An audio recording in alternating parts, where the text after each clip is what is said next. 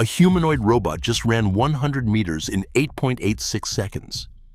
Usain Bolt's world record, untouched by any human since 2009, is 9.58, and the machine that broke it couldn't stop at the finish line. It ran straight into a padded wall, because braking is a harder engineering problem than sprinting. Meanwhile, in that same arena, a different robot was losing a fight with a bowl of soybeans while a human held its controls. That gap between the sprint and the beans is the story nobody told you about the Robot Olympics. Both of those things happened in the same week, in the same building, at the same event. The National Speed Skating Oval in Beijing, the arena China built for the 2022 Winter Olympics, the one locals call the Ice Ribbon. From August 22nd to the 26th, 2026, it stopped being a skating rink and became the second World Humanoid Robot Games. According to the Beijing municipal government, 666 teams from 16 countries across 6 continents brought more than 2,000 robots to compete in 51 separate events. And to understand how fast this thing is moving, compare that to the first edition, held in the same city 1 year earlier.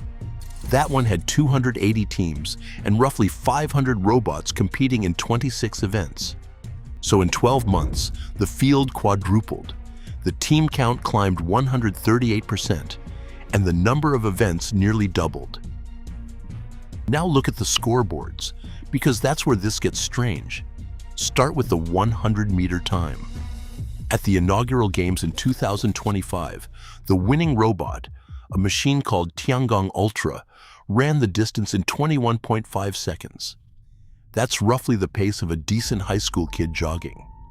12 months later, the same robot, from the same lab, ran a preliminary heat on opening day in 9.39 seconds. 3 days after that, in the semi-final of the large-size division, it ran 8.86. The Associated Press reported the number from the track in Beijing. Al Jazeera confirmed it.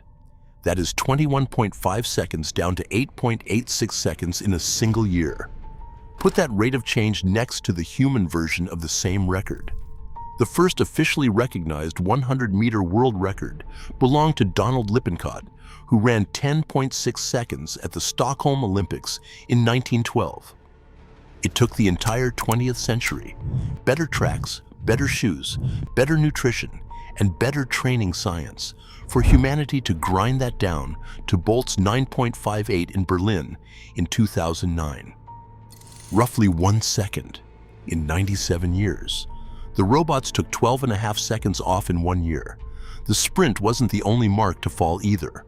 Over 400 meters, the Tiangong team posted a winning time of 38.15 seconds and announced it publicly, which is well under the 43.03 seconds Wade van Niekerk ran in Rio in 2016, a human record that still stands. In the standing high jump, the 2025 champion managed 95.641 centimeters, which is a little under waist height. This year, a Tiangong robot cleared 2.8843 meters. In the long jump, last year's best mark was 1.25 meters. This year, machines were clearing more than 7. So how does a two-legged machine go from stumbling to sprinting in a single year? The answer is mostly software, and specifically how that software gets taught. The team behind Tiangong, the Beijing Humanoid Robot Innovation Center, published its training framework as open source under the name Tiangong Lab. It is built on top of Isaac Lab, which is a physics simulator. And the trick is that the robot does almost none of its learning in the real world. It learns inside a simulation, where thousands of copies of itself can fall over thousands of times per second, with nothing to repair and no bill for broken knee actuators. That is reinforcement learning. And on its own, it produces machines that move in a strange, twitchy, obviously robotic way, because the simulator rewards staying upright, not looking human. So the center added a second ingredient. They fed the system recordings of actual human movement, captured on motion capture rigs, and used a technique called adversarial motion prior. In plain terms, the robot gets scored twice on every attempt. Once on whether it accomplished the task, and once on whether the motion it just produced looks like something a human body would do. Chase both scores at the same time, and you get a machine that stays upright and moves like a runner instead of a forklift. Then there's the balance layer. The center describes its system as a large brain and a small brain working together.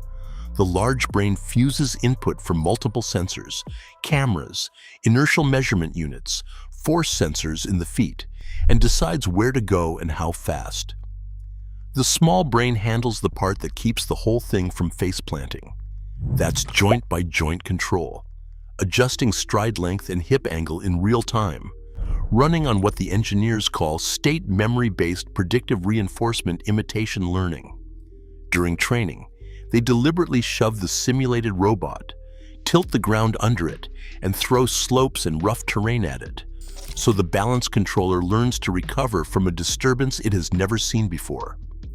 That is why a robot can now take a shoulder in a boxing ring and stay on its feet. The vision side works on the same principle of practicing against chaos. A robot that has to run a lane, find a football, or walk a hotel corridor is doing the same 3 jobs over and over. It builds a rough map of the space around it.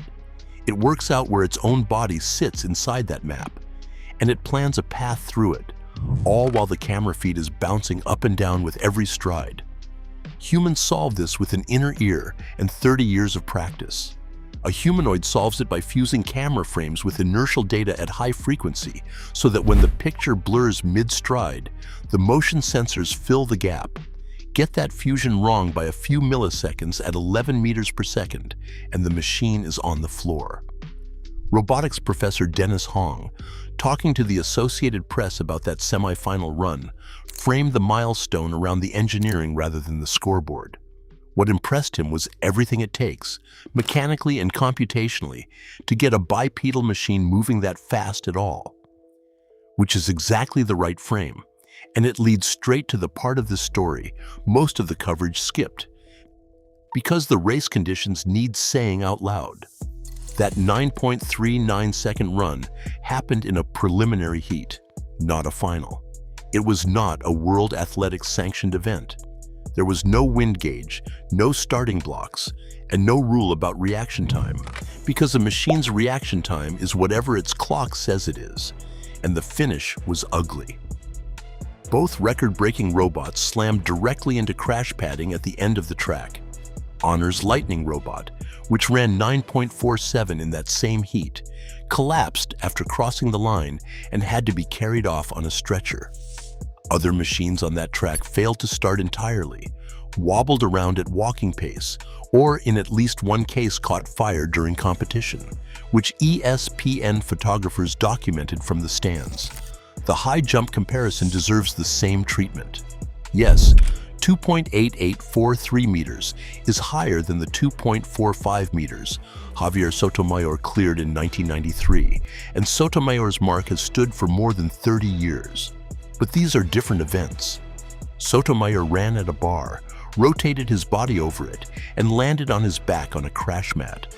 The robot performed a standing vertical jump straight up from a dead stop. It's genuinely impressive engineering, and it's a different competition from the one Sotomayor won.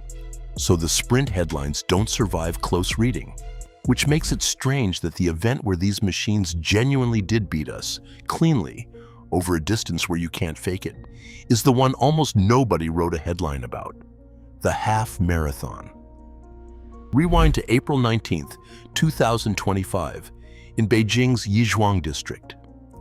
21 humanoid robots lined up alongside more than 12,000 human runners for what organizers billed as the world's first humanoid robot half marathon. It went badly. One robot fell at the start line and lay there. Another crashed into a railing and took its handler down with it. Only 6 machines finished. The winner was Tiangong Ultra.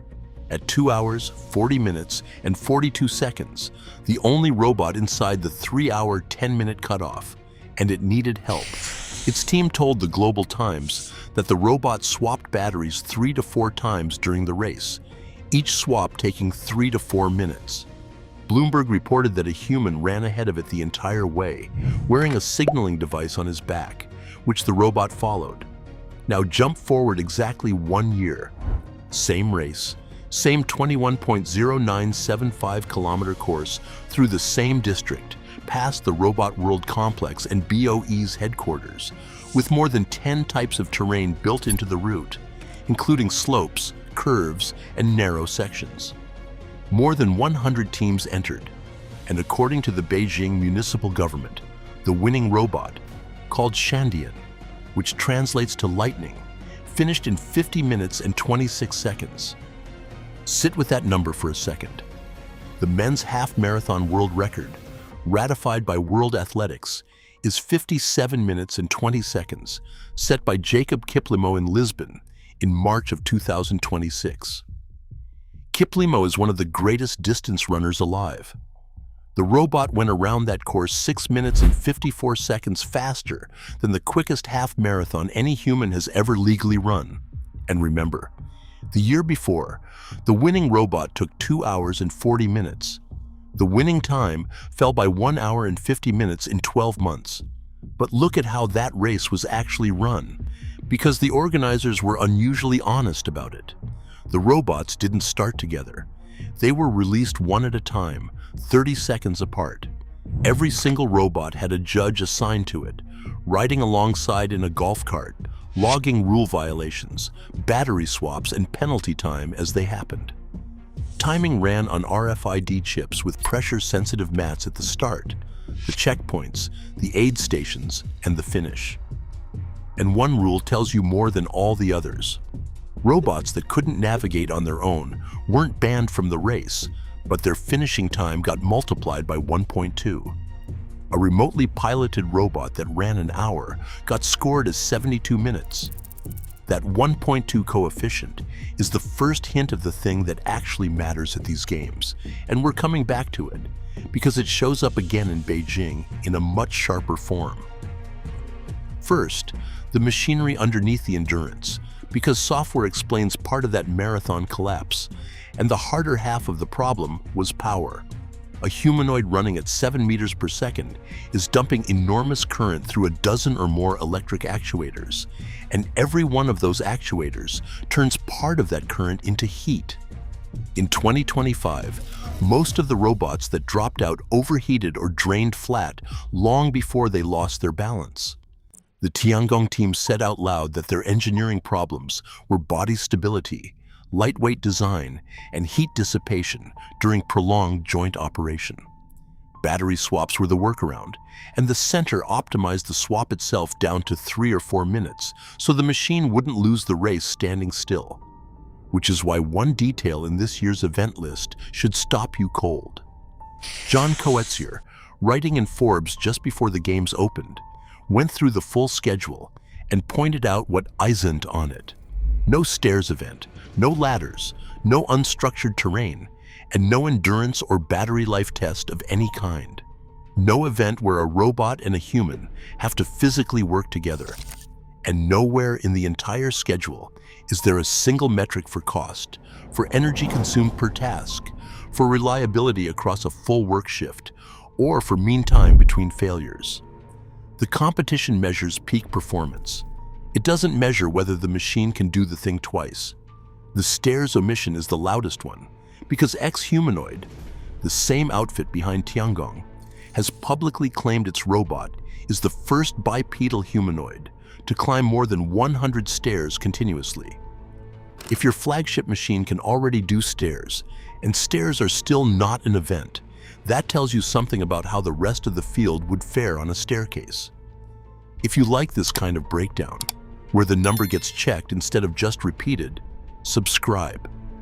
That's the whole point of this channel.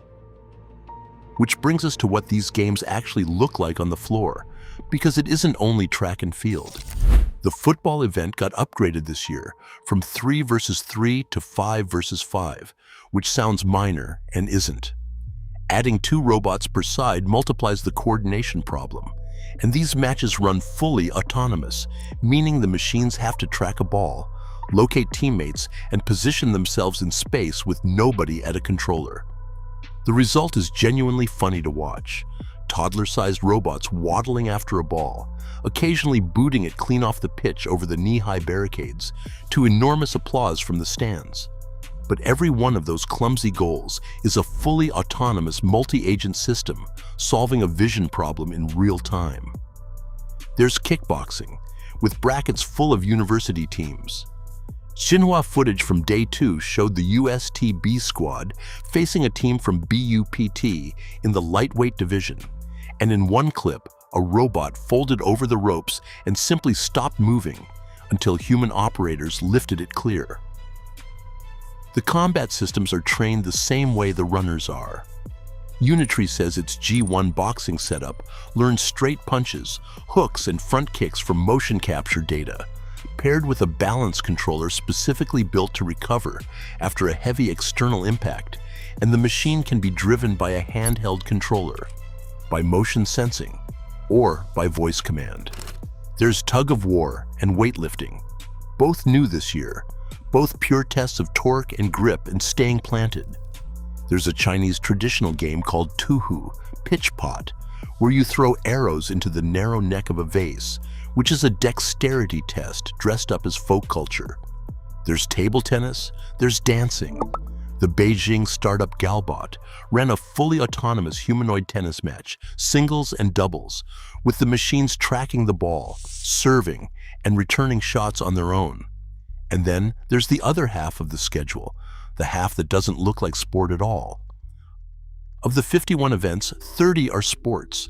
The other 21 are what the organizers call scenario-based, and they're jobs. 12 of them model actual workplaces: retail service, food preparation, industrial assembly feeding, packing and warehousing, emergency response, office service, household service, firefighting and rescue, hotel guest service, library organization, park management, and charging electric vehicles. Reuters described the cable connection challenge as a combined test of vision, mechanical alignment, and force control, which is exactly right, and it's exactly the kind of task a person does without thinking about it. 8 more events are pure handwork, and this is where the whole story turns. The 8 dexterous hand events are assembling a power tool, weighing powder, stacking blocks, driving a nail, opening a bottle or a lid, unpacking a box, connecting a cable, and moving beans with a pair of tweezers. So here's the question worth asking. If these machines can outrun the fastest human who ever lived, why does the organizing committee need a separate event for picking up a bean? The rulebook answers it, and the answer is buried in the scoring. Read the competition rules the organizers published, and you find a split running right down the middle of the event list. The sprints, the relays, the football matches, the table tennis, and the dancing all require the robot to operate autonomously. 0 remote control, 0 human intervention. And that requirement got tightened this year compared to 2025. But the harder-looking events, the weightlifting, the kickboxing, the jumping, all still permit teams to pilot their robots by remote control. And in the job events, the ones modeling the factory and the hotel and the hospital, autonomy isn't required at all. It's priced. A task completed autonomously scores with a coefficient of 1.0. The same task completed with a human at the controls scores 0.5. Half credit. Now go back to the beans. CGTN filmed the tweezers and bean picking event on the Sunday, and their own report says it plainly. The participating teams remotely operated the robots, while judges counted successful attempts. Human hands on human controllers, moving robot fingers. That contrast is the entire capability audit, delivered in public by the people running the event. Where the organizers demand full autonomy, the machines are superb, because running in a straight line on a flat indoor track is a solved problem. Where the organizers quietly allow a human on the sticks and dock you half the points for using one, the machines still need the human. Wang Xingxing, who founded Unitree, has called this the last millimeter problem, the gap where force feedback and touch sensing at the point of contact still aren't good enough for general industrial work. Rodney Brooks, the MIT robotics professor emeritus who spent his career building machines that actually shipped, put the same point to Scientific American more bluntly after last year's marathon. These robots, he said, aren't really interacting with the real world. And Hua Rong, chief marketing officer at the robotics firm Xeroth, told Reuters the version of this that should worry investors most. The competition that counts, she said, starts after the product is sold, when it has to solve a real customer's real problem. So who's actually building these things? Three names carry most of it. Unitree, out of Hangzhou, is the volume player. Its H1 took 4 golds at the 2025 Games, and Time reported the company shipped more than 5,500 humanoid units in 2025, over a quarter of the entire global market. Its G1 sells for around $13,500, and its H2 for around $29,900, which is less than plenty of industrial robot arms cost. In August of 2026, the company went public, and the stock popped 629% on its trading debut. Days before the Games opened, Unitree posted footage of a humanoid it calls Superman, recorded at a top speed of 12.66 meters per second. And the founder of that company is the same man publicly warning that mass adoption in homes and factories isn't feasible yet because of technical limits. Tiangong, also called Tiangong, comes from the state-backed Beijing Humanoid Robot Innovation Center, built in collaboration with UB Tech. This is the machine that won the first robot half marathon, that holds the sprint records, that cleared 2.88 meters in the standing high jump. And the strategically interesting part is that the center gave its motion control framework away. Publishing Tiangong Lab as open source means every Chinese team, university lab, and startup can start from a proven running controller instead of spending 2 years rediscovering one. Then there's Honor, which is a smartphone company. Its Lightning robot ran 9.47 in that opening heat and hit 9.32 seconds with a peak speed of 14.5 meters per second in a pre-games trial, according to the company. Its developers lengthened the robot's legs by 10 centimeters before the competition, purely to buy stride length. A phone maker walked into robotics and immediately meddled, which tells you how much of this now runs on components a consumer electronics supply chain already builds at scale. Behind those three sit the university teams, and they're a big part of why the field grew from 280 teams to 666 in 1 year.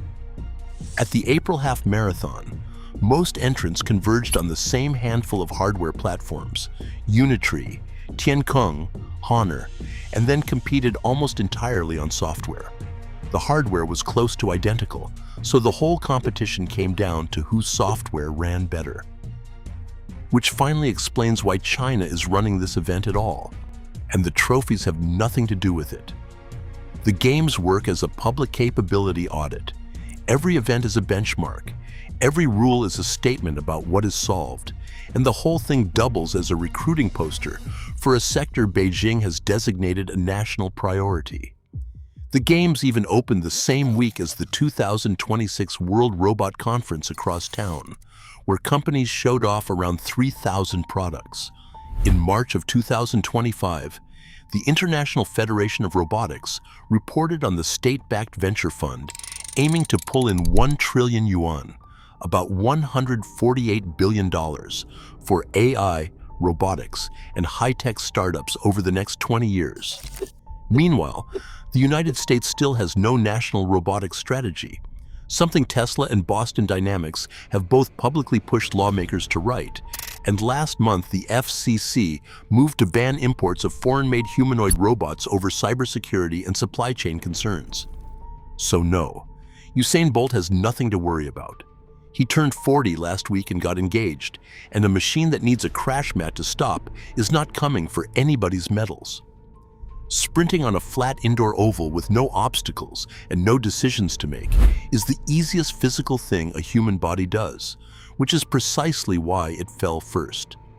The people who should be reading these results closely are everyone whose work is mostly their hands, because the organizers already put a number on how far along the hands are, and that number is 0.5. Every task in every simulated factory and hotel and hospital at these games, done with a human on the controls, scored half. The year the bean-picking event goes from half credit to full credit is the year this stops being a sport. That same compression, decades of progress squeezed into months, is already happening in a Chinese lab to something with far higher stakes than a foot race.